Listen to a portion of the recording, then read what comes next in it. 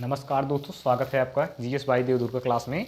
आज हम आपको बताएंगे रीजनिंग यूपीपी 2019 में साल पेपर की आज सॉल्व करेंगे रीजनिंग का। रीजनिंग सॉल्व करेंगे। देखिए, रीजनिंग यूपीपी 2019 साल पेपर। नाइटिंगेल में ऐसा कौन सा वर्ड होगा जो नाइटिंगेल से नहीं बनेगा? लाइट बन जाएगी, बिल्कुल। लाइट खोजिए आप यहाँ पे, NIGHT लाइट बन जाएगा। थिंग खोजिए, THING थिंग भी मिल जाएगा इसमें आपको। उसके बाद ईगल खोजिए, EAGL। सेकेंड टाइम ईगल खोजेंगे तो नहीं मिलेगा, ऑप्शन सी हो जाएगा। एंगल मिल जाएगा आपको, ANGLE एंगल मिल जाएगा, मिल जाएगा। मतलब ये तीनों वर्ड आपको इससे बन जाएंगे। और यही थिंग जो है इसमें आपको नहीं मिलेगा। आपको बहुत आसानी से समझ में आ गया होगा, आपको बहुत आसानी से समझ में आ गया होगा। ए भी मिलेगा, ए भी मिलेगा और एंगल मिलेगा। ईगल आपको नहीं मिलेगा क्योंकि इसमें दो बार ई नहीं आया, सिर्फ एक बार ई आया है। यहीं पे बच्चे कंफ्यूज हो जाते हैं। सिर्फ इसमें एक बार ई आया है, दोबारा ई नहीं आया, इसलिए EAGL है इसमें।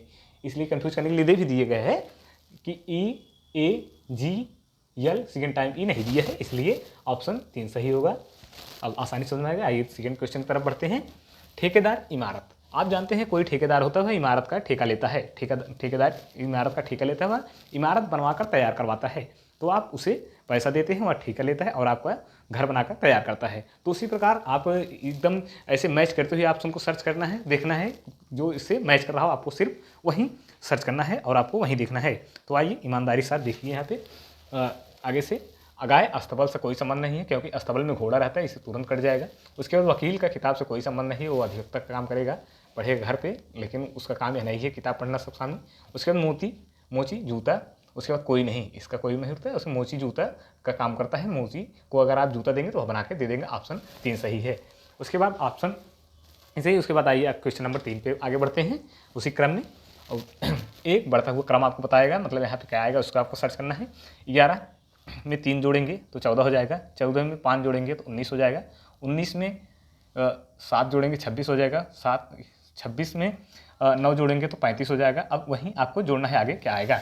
अब 35 में ऐसी कोई संख्या जोड़िए जो उसका बढ़ता हुआ क्रम सार्थक निकले। जैसे 3 से 5 हो रहा है, 3 2 5, 5 2 7, 7 2 9, 9 2 11। आप जोड़िए, 35 + 11 करेंगे तो आसानी से 46 आ जाएगा।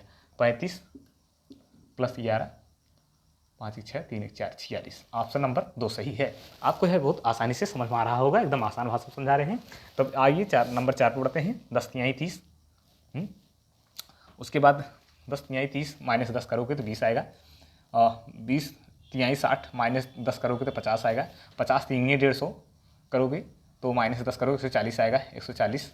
उसके बाद यहाँ पे कितना है 60, 140 60, 140 60 माइनस करोगे तो 80 आएगा। ऑप्शन नंबर डी सही है। उसके बाद यहाँ पे बढ़ते हैं ऑप्शन नंबर 5 पे। देखिए कैसे काम कर रहा है। 15, 28, 17, 25, 19, 22, 21, 19।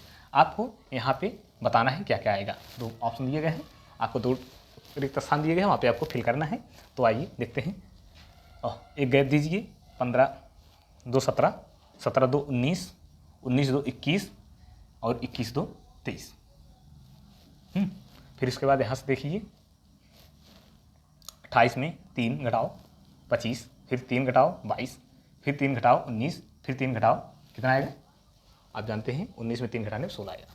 तो यहाँ पे आप कितना आया था आपका 15 2 17 2 19 2 21 2 23।